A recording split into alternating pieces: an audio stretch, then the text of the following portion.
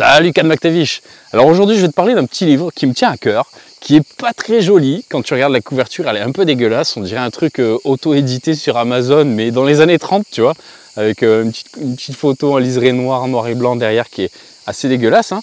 Mais quand tu passes outre ça, ce livre c'est vraiment une pépite. Hein. Et comme je te disais, c'est un précurseur de la permaculture. Donc il a été écrit par Masanobu Fukuoka et il est paru aux éditions Guy Trédaniel, pardon. C'est un livre, donc l'auteur c'est un japonais, un paysan un peu philosophe et qui a aussi fait des études scientifiques, notamment dans l'agriculture. Et ben, en fait il s'est rendu compte que on partait un peu à la dérive hein, dans notre société en termes d'agriculture. Les méthodes dites modernes faisaient en fait plus de mal que de bien. En intervenant un peu trop donc, sur les sols, par des intrants chimiques, des pesticides et compagnie. Et donc lui, il a voulu revenir à une méthode un peu plus humaine, rationnelle, naturelle, qui est en fait d'agir le moins possible sur les sols. Mais quand je dis agir le moins possible, c'est vraiment un extrême. Hein. C'est-à-dire que lui, il a un jardin potager, par exemple, il balance les graines et puis il n'y va plus.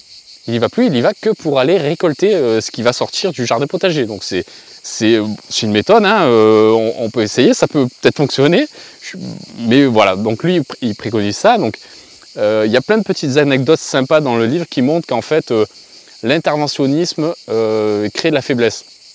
C'est-à-dire qu'à un moment il prend l'exemple d'agrumes, donc d'arbres, et il explique que dans les pépinières c'est vraiment un sacrilège quand les gens taillent les branches sans trop savoir vraiment quelle logique avait l'arbre dans la pousse, dans la croissance, et que du coup ces arbres taillés c'était des traumatismes qui font que l'arbre finalement perd sa capacité à s'auto-gérer et à s'auto-adapter à son environnement.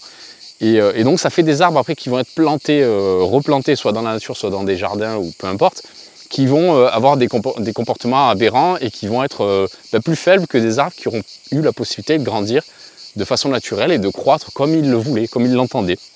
Donc il évoque ça. Après il parle aussi de comment lui il fait ses cultures. Donc c'est pas un ouvrage qui est technique, hein. Il ne faut pas acheter ce bouquin en se disant je vais suivre pas à pas, c'est une méthode grand 1, grand 2, grand 3, etc. Non, c'est pas du tout ça. C'est plus philosophique que technique. Mais c'est indispensable de le lire parce que ça ouvre l'esprit. Hein. Et concrètement, en termes de techniques brutes qu'on peut trouver dans ce livre, lui, il préconise de ne pas labourer les sols pour favoriser la vie dans les sols, donc faire revenir les insectes, faire revenir tous les vers, tout ce genre de choses, parce qu'un sol fort est un sol riche en minéraux, riche en nutriments, et donc du coup va produire des plantes aussi fortes. Derrière, il préconise aussi de ne pas enlever le paillage.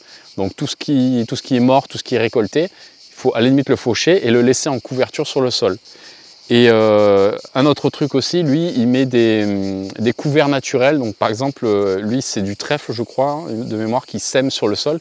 Il sème du trèfle, donc ça fait une couverture naturelle sur le sol qui fait que derrière, il y a moins de mauvaises herbes à gérer. Et du coup, c'est le quatrième point, il désherbe pas, il désherbe jamais. Donc en fait, lui, sa méthode, c'est d'aller vers un écosystème de plus en plus résilient, qui s'autogère et du coup, qui lui apporte moins de travail. Parce qu'en fait, lui, il part du principe que ces préceptes-là permettent aussi à l'homme d'avoir une vie plus agréable, meilleure, avec des produits plus sains et moins travaillés aussi. Parce qu'à partir du moment où on a des parcelles cultivées, qui génèrent de la nourriture, qui génèrent un petit peu de revenus financiers, on n'a plus besoin concrètement de travailler. Et du coup, de ne pas intervenir, ça crée des plantes, des arbres et des cultures qui sont résilientes et solides, quoi. Voilà, donc ça c'est principalement sa méthode. Donc après il y a tout un volet philosophique qui est mis dessus sur par exemple il parle de la maladie, il explique que la maladie elle est en lien direct avec la nourriture, ce qui n'est pas totalement faux, hein, et que du coup l'homme qui s'éloigne de la nature va être plus sujet aux maladies, et en se rapprochant vers la nature, la maladie a tendance à disparaître. Il y a plein d'aspects comme ça où il prend la parole sur des choses voilà, où il nous fait part de sa philosophie. Alors c'est intéressant à lire, c'est à prendre pour ce que c'est. Bon voilà. Moi je te recommande ce livre, hein. C'est un livre qui est intéressant, c'est pas un must-have, beaucoup de gens vont te dire il faut absolument l'avoir lu, c'est une référence, tatati tatata. Il est intéressant, c'est vrai, mais bon, il faut suivre hein, la philosophie zen, taoïste, tout ça là. Nous on est un peu éloigné de ça en Occident, donc c'est intéressant.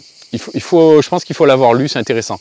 Si tu veux, c'est très simple, je vais te le faire gagner. Donc si tu veux le gagner, pas compliqué, tu mets un petit commentaire, abonné à la chaîne, et moi je ferai un tirage au sort et puis je t'enverrai. Comme ça au moins, tu mettras la main dessus, tu pourras le lire si ça t'intéresse. 14,90 € quand même, c'est pas donné pour le matériel, on va dire. Ce qu'il y a dedans c'est intéressant, mais bon, le livre c'est pas une folie en termes de design, de graphisme et compagnie. Il y a carrément des images qui sont noires, enfin je veux dire, regarde-moi ça, voilà, on comprend rien. Mais bon, c'est quand même un livre qui est intéressant, qui est à lire. Bon, j'ai pas plus à rajouter sur ce livre. Juste un petit mot sur la chaîne, si jamais tu es intéressé, je fais des critiques de livres qui sont en lien avec l'autonomie, la résilience, qu'est-ce qui peut t'amener à grandir, que ce soit psychologiquement, intellectuellement, mais aussi en termes d'acquisition de compétences pratiques à mettre en œuvre en cas de situation d'effondrement, d'autonomie, etc., etc. Pour gagner en autonomie, ça passe par les connaissances, et les connaissances, ça passe par les livres avant tout. Donc si tu es intéressé, n'hésite pas à t'abonner. Allez, ciao!